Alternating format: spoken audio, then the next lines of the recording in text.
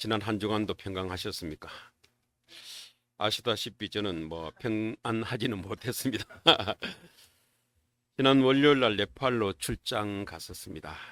김성강 선교사님이 그 소장으로 있는 이제 우리 그 지구촌 나눔운동 GCS 네팔 사업소 현판식도 하고 또 그 드라이 지역에 있는 무사흐르 종족 내의 지음소 지원 사업과 그 여러 가지 그 교육 사업, 자립 사업하는 현장 조사하는 차로 네팔에 갔었습니다. 오후 한 4시 그쪽 현지 시간입니다. 4시 40분쯤 카트만두 공항에는 무사히 도착했습니다. 별다른 문제 없이 입국 절차도 잘 마치고 공항 밖으로 나오니 김성강 선교사님이 나와 있었습니다. 그 선교사님 차를 타고 호텔로 가는데 학생들이 시위를 해서 국회의사당과 강공수호 주변 그 도심이 꽉 막혀 있었습니다. 그 하는 수 없이 다른 새 길로 빙 돌아서 호텔을 갔었습니다. 그 시위하는 이유가 뭐냐라고 물어봤더니 정부에서 SNS를 차단해서 라는 얘기를 듣고 여러 가지 이런 후진국이나 개발도상국 사회주의 국가에서는 종종 있는 일이라 생각하지 않고 대수롭지 않게 생각했습니다. 근데 다음날 아침에 김성강 선생님이 아침 일찍 연락이 왔었어요. 아무래도 사태가 심상치 않다면서 오늘 일반 시민들이 시위에 합류할 것 같아. 그래서 우리가 카트만두에 있지 말고 일정을 바꿔서 빨리 카트만두를 벗어나는 게 좋겠다. 그래서 아침 일찍 식사를 하고 아침 8시 정도에 카트만두를 빠져나왔습니다.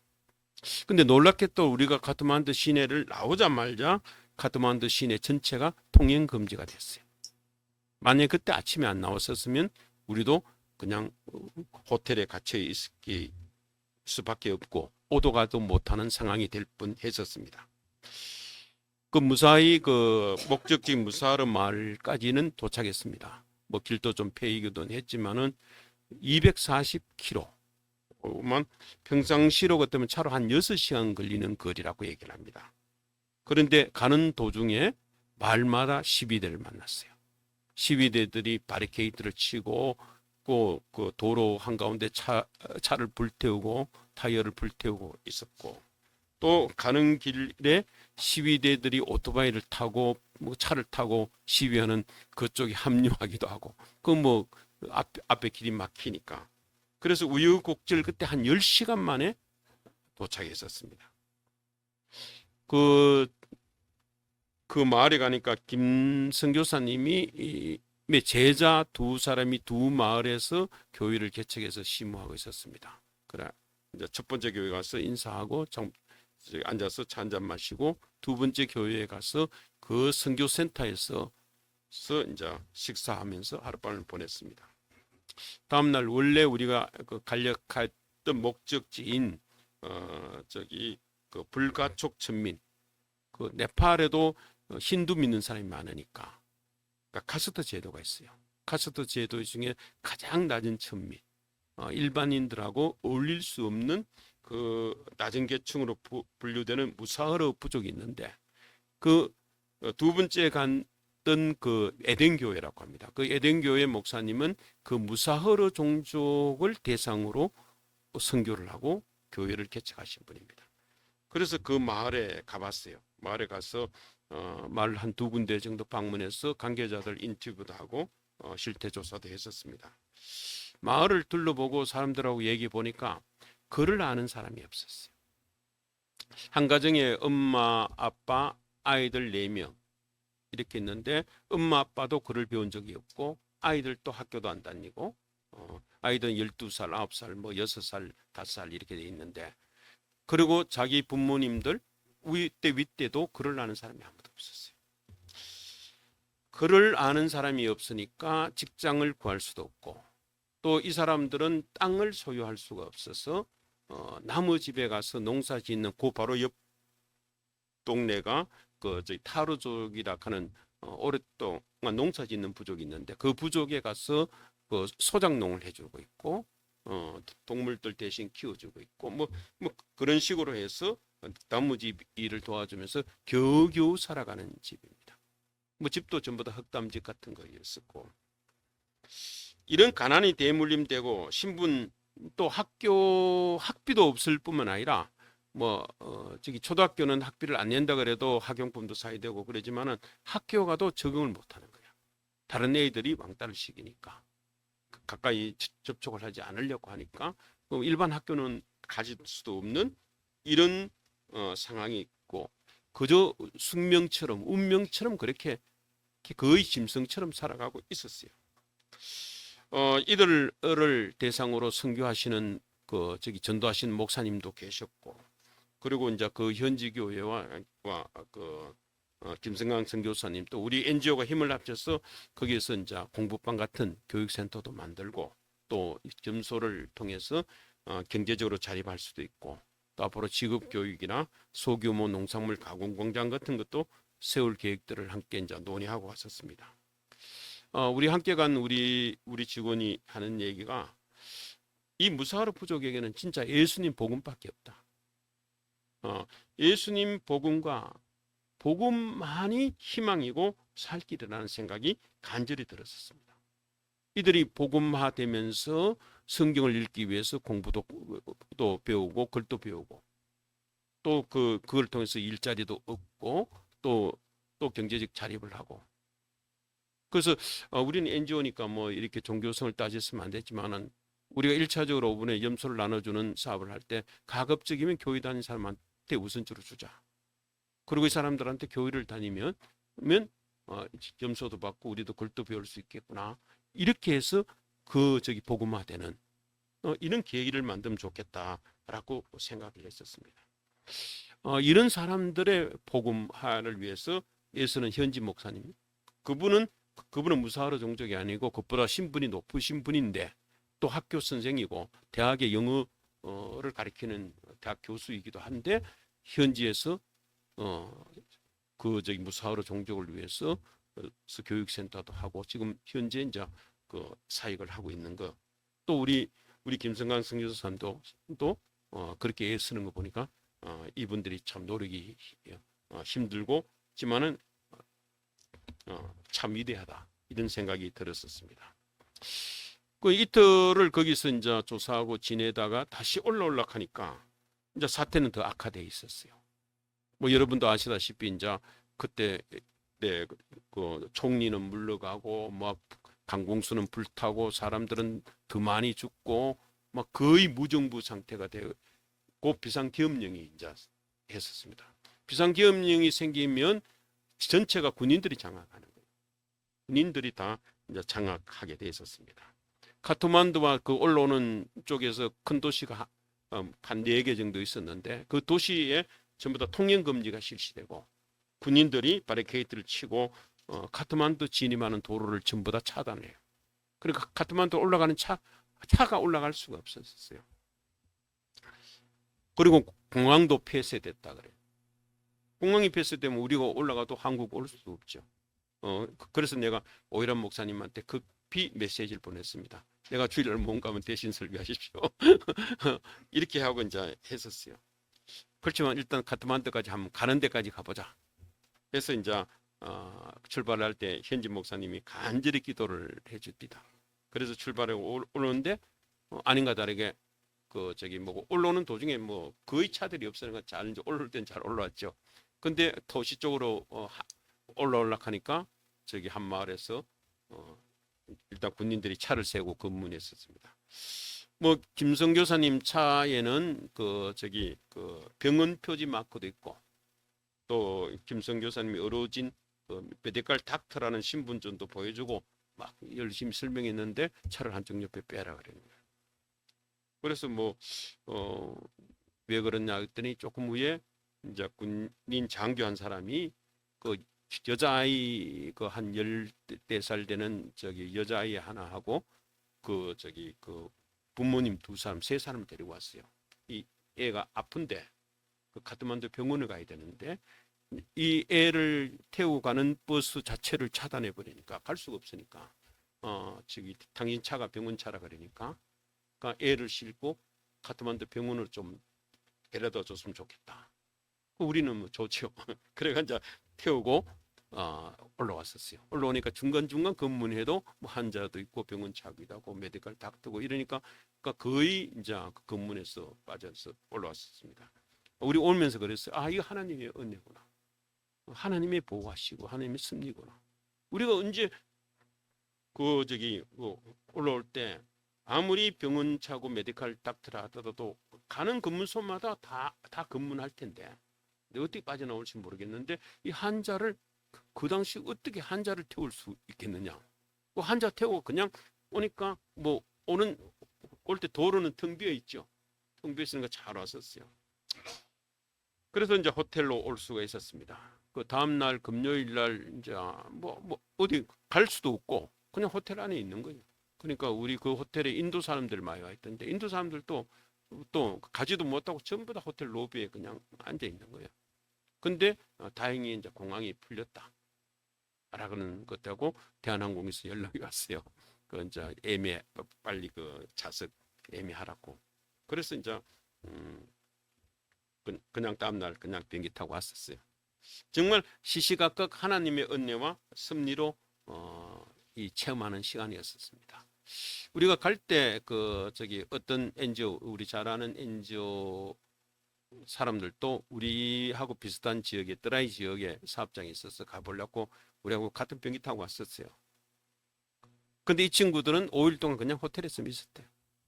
뭐 바깥에 나가지도 못하고 그냥 호텔 바깥에도 식당이나 가게가 전부 다 문 닫았어요. 아무것도 살 수도 없고. 그래서 이따가 또 우리하고 같은 비행기 타고 왔어요. 이런 상황에서 우리는 모든 일을 다 처리하고 무사히 출국했으니까 참 얼마나 감사한 일인지 모르겠습니다. 그 뇌를 연구하는 그 뇌과학자 연구를 따르면 우리가 행복을 느낄 때 나는 호르몬이 세로토닌이라는 호르몬이라고 얘기를 합니다. 우리가 보통은 엔도르핀, 뭐 도파민이라고 생각하지만 그 도파민이 아니고 세로토닌이라고 합니다. 연인들이 만나서 뜨겁게 포옹하는 이 순간에 격정적인 순간에는 엔도르핀이 나옵니다. 한이의 기쁨이 한이에 나오지만 포옹이 끝마치고 햇빛이 잘 드는 창가에서 두 손을 잡고 마주보는 순간 이 가슴이 아련하게 밀려오는 이 평안하는 기분은 행복이고 이 행복에 때 분비되는 호르몬이 바로 세로토닌이라고 합니다. 이 학자들이 연구하면 이런 세로토닌 분비가 가장 많이 촉진되는 중요한 방법이 바로 감사하는 것이라고 합니다. 이 탈무드에서도 사람은 행복해서 감사하는 것이 아니라 감사함으로써 행복해지는 것이다. 세상에서 가장 행복한 사람은 감사하며 사는 사람이라고 말하고 있습니다. 성경에서는 우리 그리스도인들이 어떻게 살아야 하나님 뜻대로 사는 것인지를 명확히 알려주고 있습니다. 바로 여러분도 잘 아는 성경 말씀입니다. 모든 일에 감사하며 살아가라 하는 말씀이죠. 데살로니가전서 5장 16절에 그래서 18절 말씀에 항상 기뻐라 쉬지 말고 기도하라 범사에 감사하라 이것이 그리스도 예수 안에서 너희를 향하신 하나님의 뜻이니라라고 분명하게 말씀하고 있습니다. 범사에 곧 모든 일에 감사하는 것이 바로 하나님의 뜻이고 명령이라는 말씀입니다. 그런데 오늘 읽은 로마서 1장 21절의 말씀을 보면 사람들은 하나님을 알면서도 하나님을 하나님으로 영화롭게 해드리거나 감사하지 않는다라고 말하고 있습니다. 오히려 그것이 그들의 생각이 허망해지고 마음이 어두워져서 죄에 빠지는 근본적인 이유가 되었다고 말합니다. 우리말 성경 번역에서는 생략되어 있지만은 헬라어 원문에서는 21절 말씀 앞에 티오티라는 접속사가 있습니다. 왜냐하면이라는 뜻입니다. 그래서 앞에 있는 18절에서 20절의 말씀이 왜 사람들이 감사하지 않는가에 대한 이유를 설명해 주고 있습니다. 18절의 말씀이 이렇게 시작되죠. 하나님의 진노가 불의한 행동으로 진리를 가로막는 사람의 온갖 불경건함과 불의함을 겨냥해서 하늘로부터 나타난다고 말합니다. 이 바울이 로마서를 쓰던 시기 1세기 시대죠. AD 한 50 몇 년, 56년, 54년, 56년 이 시기에 대해서는 이미 그 중국에서는 항암 문명이 있었고 또 인도의 겐지스 문명 뭐 여러 가지 그 선진 문명들이 있었고 로마 제국은 찬란한 문화를 꽃피우고 있을 때입니다. 그 당시 사람들은 발달할 문화 속에서 여러 종교를 믿고 다양한 삶을 누리고 살던 시대였었습니다. 그런데 바울은 왜 이런 문화와 문명권 속에 살고 있는 사람들도 예외 없이 모두 죄인으로서 하나님의 진노 아래 놓여 있다고 말합니까? 왜 그럴까요? 그 이후로 바울은 19절에서 20절의 말씀에 하나님께서 우리에게 양심과 자연을 통해서 하나님을 알려주셨다고 합니다. 우리의 양심과 자연을 통해서 이게 이제 일반 계시라고 얘기를 하죠. 일반 계시를 통해서 하나님을 알려주었지만은 하나님이 창조주 사람들이 창조주 하나님을 부인하고 감사하지 않기 때문이라고 얘기합니다. 사람들 가끔 이런 얘기하죠. 예수 믿지 않으면 그 당신 심판받고 지옥 갑니다. 그렇게 하면 저는 태어나서 한 번도 복음을 들어보지 않는 사람도 있는데 그 사람은 하나님의 진노를 받아요. 뭐 이수신 장군도 지옥 갔어요? 이렇게 이제 물어본 사람 많죠. 성경과 바울은 얘기는 그렇다고 대답. 이수신 장군이 뭐 지옥 갔는지 천국 갔는지 우리는 모르죠. 이수신 장군이 하나님이라는 우리가 말하는 여호와 하나님이라는 것을 몰랐지만은 신적 존재를 이해하고 그 의지를 했다라면 천국을 갔을 것이고, 그건 우리는 모르지만은 성경에서는 하나님을 알고도 하나님을 부인하는 자는 지옥 가고 하나님을 믿으면 천국 간다고 분명히 대답합니다. 나중에 하나님의 심판대 앞에서 저는 하나님을 몰라서 못 믿었어요라고 변명할 수 없다는 겁니다. 왜냐하면 하나님께서 우리 인간을 창조하실 때 우리 인간 안에 하나님을 아는 지식을 주셨습니다. 양심을 주셨습니다. 양심은 우리가 무엇을 해야 하고 무엇을 하지 말아야 하는 것을 가르쳐주는 하나님의 법입니다. 따라서 양심을 어기는 것은 곧 하나님의 말씀을 어기는 것이며 하나님의 법을 어기는 것이 됩니다. 우리는 기본적으로 나쁜 짓을 하면 안 되고 죄를 지으면서 벌을 받는다고 알고 있지 않아요. 그게 양심으로 알고 있습니다. 남의 물건을 탐할 때도 양심이 그러면 안 되라고 말려주고 있고요. 그런데 슬프게도 우리 인류 역사상 양심을 온전히 지키고 살아간 사람들은 별로 없습니다. 뭐 거의 없다고 볼 수도 있고 저도 마찬가지입니다.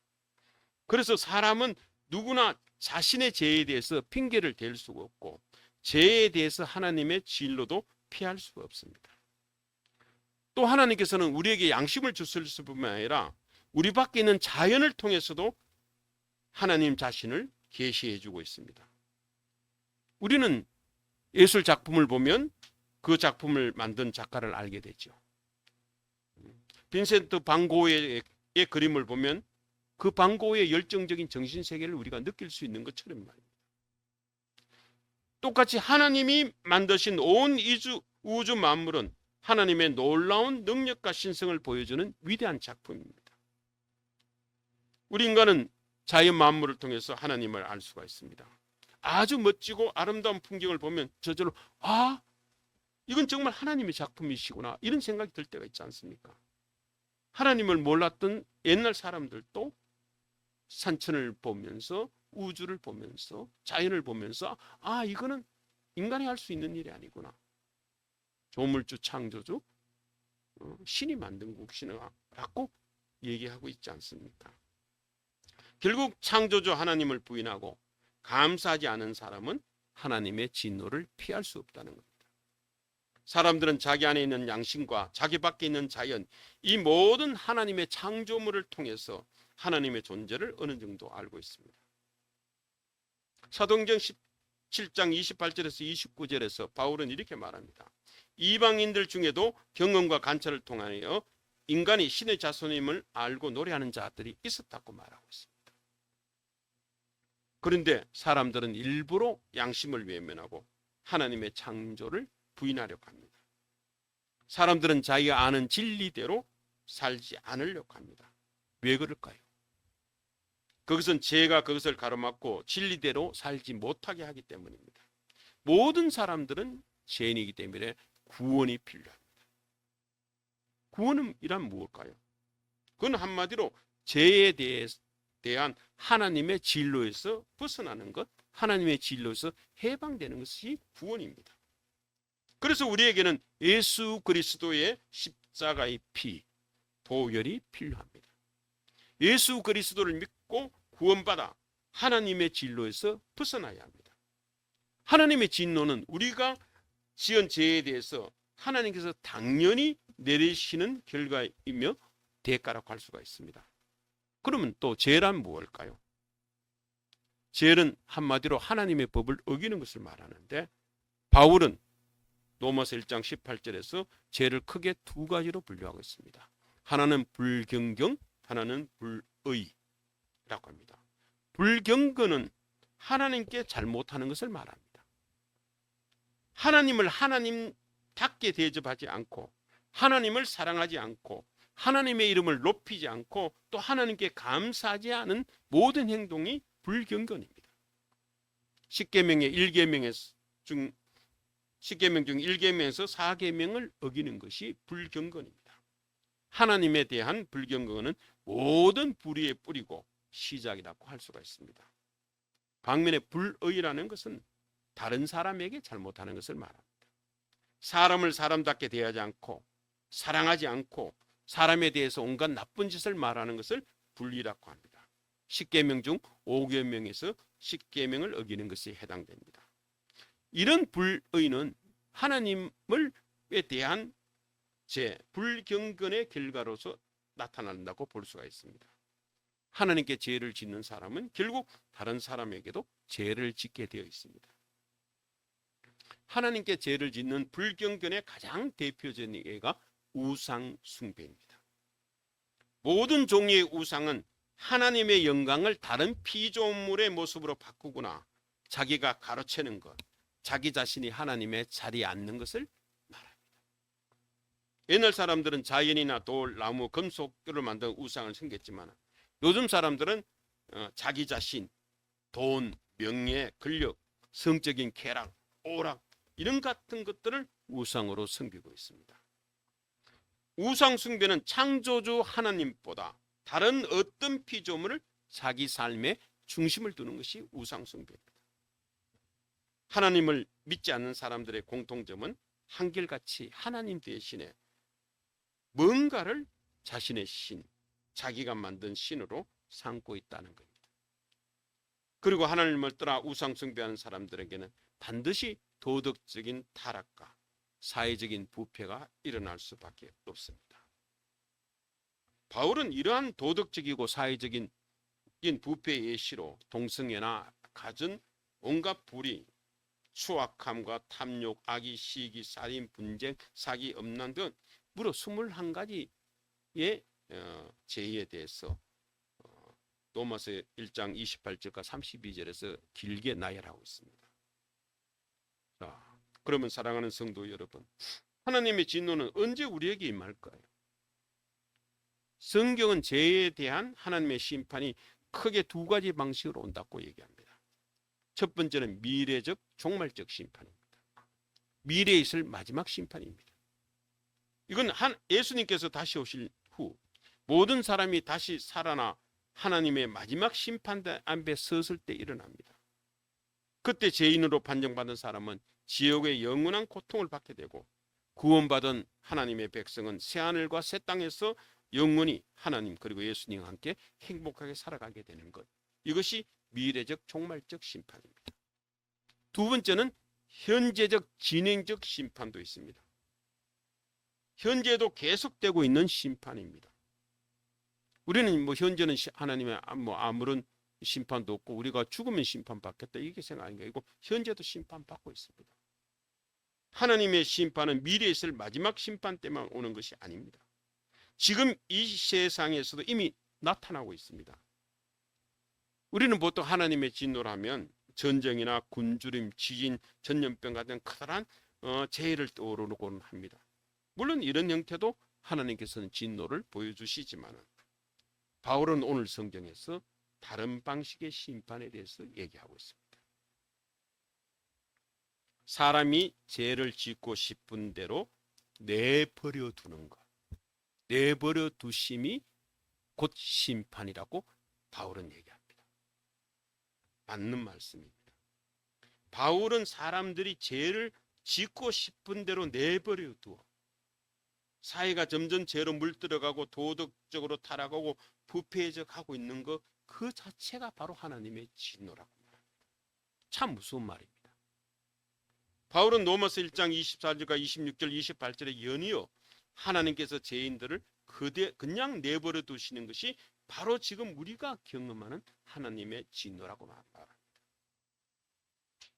생각해 보면 하나님의 은혜는 죄인을 가만두지 않고 간섭하는, 여러분들이 이렇게 교회에 나올 수 있도록 하는 건 하나님의 간섭에 의해서 나오는 겁니다. 그게 하나님의 은혜입니다.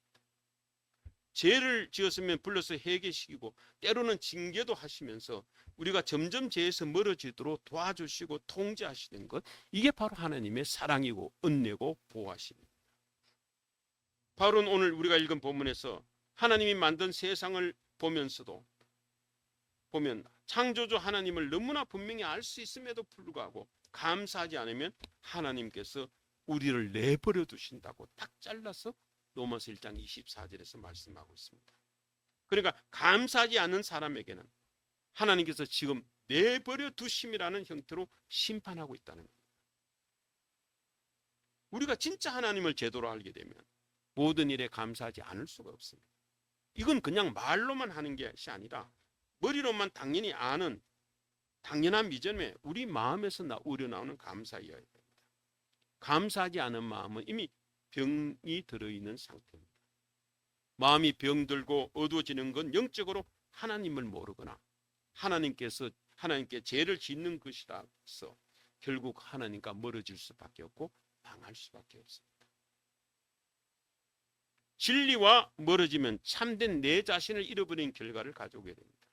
그래서 우리는 어떤 상황이나 조건 속에서도 감사하며 살아가야 한다는 것, 이건 하나님의 아주 분명한 뜻입니다. 그래서 범사에 감사를 하는 겁니다. 그런데 솔직히 우리는 모든 일에 감사하고 살고 있지는 못합니다. 하나님을 믿는다고 하면서 우리 삶에 감사가 부족할 때가 있습니다. 때로는 신경질도 날 때도 있고요. 왜 그럴까요? 그 이유는 무엇일까요? 그것도 역시 우리 세 가지로 얘기해 볼 수가 있습니다. 첫 번째는 과거에 대한 후회가 현재의 감사를 방해하고 있습니다.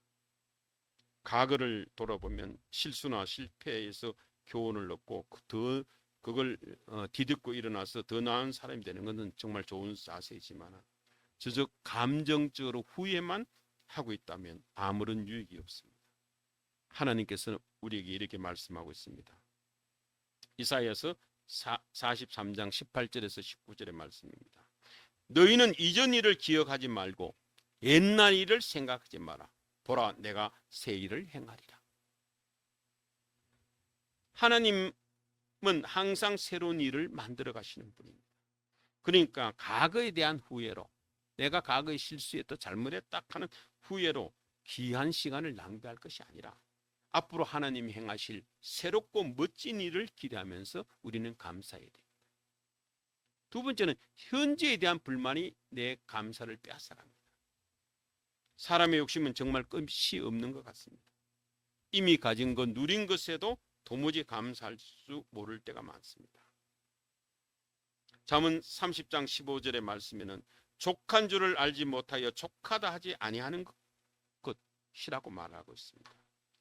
우리는 과거의 내 자신, 정말 아무것도 없었던 올챙이적 시절을 돌아보면 지금 가진 것만으로 충분히 만족하고 감사할 수가 있습니다.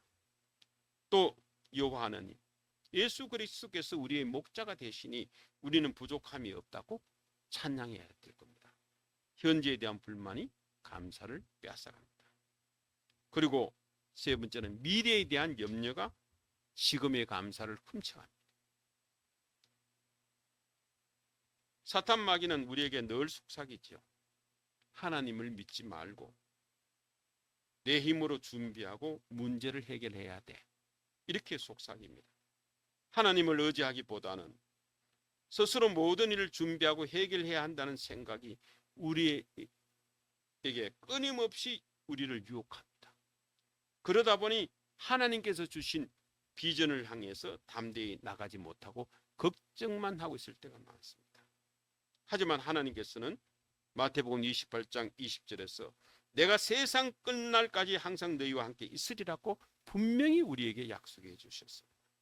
우리가 이 땅에 사는 동안 그리고 마지막 날까지 언제나 우리와 함께 하시고 우리를 지켜주시겠고 함께 하시겠다고 약속하셨습니다. 또 강하고 담대하라. 내가 어디로 가든지 내 하나님 여호와께서 너와 함께 하리라고 이미 분명히 약속하셨습니다. 우리가 아무리 염려하고 걱정한다고 해서 현재 상황이 바뀌는 것은 아니지 않습니까? 그런데 왜 미리 염려하고 걱정하면서 하나님께 돌려야 할 귀한 감사를 잊어버리고 마음먹고 있습니까?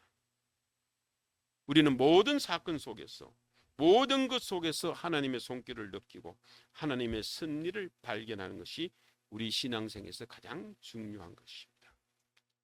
섭리란 말은 우리 성경에서 직접 나오지는 않지만 삼일체 하나님께서 온 세상을 만드신 목적에 맞게 하나님의 뜻과 사랑 그리고 하나님의 지혜와 능력으로 계속 보존하시고 다스리면서 인도하시는 모든 행동을 섭리라고 합니다. 하나님의 섭리를 믿는 것이 바로 가장 성경적인 믿음의 행동입니다. 모든 것이 하나님이 하시고 하나님의 뜻이구나. 우리가 길이 막혀도 이건 또 하나님의 다른 또 섭리가 있을 수 있겠구나. 이렇게 감사할 수가 있을 겁니다. 일상에서 일어나는 수많은 일들을 통해서 하나님의 뜻과 섭리를 발견하고 영적인 의미를 깨닫는 것이 하나님의 주권을 인정하는 우리 그리스도인의 올바른 신앙 자세입니다. 일상에서 하나님의 섭리를 발견하는 것은 어떤 사건을 어떻게 바라보고 어떻게 느끼고 어떻게 해석하느냐 하는 해석학적 관점에 달려 있습니다. 똑같은 사항이라도 이 사람은 이렇게 해석하고 저 사람은 저렇게 해석할 수가 있습니다. 똑같은 사건, 똑같은 일이라도 어떤 사람은 거기에서 하나님의 놀라운 섭리와 계획을 발견하고 감사하지만은 다른 사람은 그렇지 못할 때도 있습니다. 결국 개인적인 일이나 국가적인 큰 사건이나 아니면 온 세상의 역사이든 이 모든 것이 하나님 중심으로 해석하는 것이 바로 진정한 믿음이고 신앙의 자세입니다. 사랑하는 성도 여러분, 우리는 일상에서 하나님의 섭리를 발견하려고 노력해야 됩니다. 무슨 일이 생기면 이건 하나님의 섭리구나. 하나님의 미리 준비하신 계획하심이구나. 함께 생각할 때 저절로 감사가 터져 나올 겁니다. 그러면 모든 일에 감사할 수가 있습니다. 우리는 또 우리가 좋아하는 일만 일어나기를 기대해서는 안 됩니다. 하나님께서는 섭리를 따라 그분의 완전하신 지혜를 따라 모든 것을 조화롭게 이끌어 가십니다. 때로는 우리에게 형통함도 주시지만 때로는 힘들게 하셔서 우리가 교만하지 않도록 가르치시기도 합니다. 이 모든 것이 하나님의 완벽한 때와 하나님의 완벽한 방법으로 우리의 삶을 주관하시고 이끌고 계신다는 증거입니다. 그러니 미래에 대해서 너무 걱정하지 마십시오. 가장 좋은 것을 하나님께서 우리에게 미리 기획하시고 가장 선한 길로 인도해 주실 하나님만 굳게 믿으시며 감사하며 살아가시기 바랍니다. 내 생각대로 되지 않더라도 내 뜻대로 되지 않더라도 항상 가장 좋은 것을 주시는 하나님만 의지한다면 아무런 문제도 없을 겁니다. 그래서 우리는 모든 일에 감사해야 합니다. 감사합니다라는 말은 곧 나는 행복합니다라는 말과 같습니다. 우리가 감사하지 못하는 것은 내가 가진 것이 부족한 거나 내 환경이 나빠서가 아닙니다. 바로 내 자신의 마음 때문입니다. 성경 말씀대로 생각하고 실천하지 않은 우리의 잘못된 생각이 감사를 잃어버리게 하는 것입니다. 감사하지 않은 것은 분명한 죄이고 앞에서 말씀드린 것 같이 하나님이 우리를 내버려 두신다는 표시가 될 수가 있습니다. 만약 감사하지 못하고 있다면 이걸 심각하게 생각하시고 얼른 하나님께 회개하시기 바랍니다. 이제 남은 생애 동안 모든 일에 범사에 감사하면서 하나님께 영광 돌리는 우리 아름다운 교회 성도 여러분 모두가 되기를 진심으로 기원합니다. 아멘. 함께 기도하시겠습니다.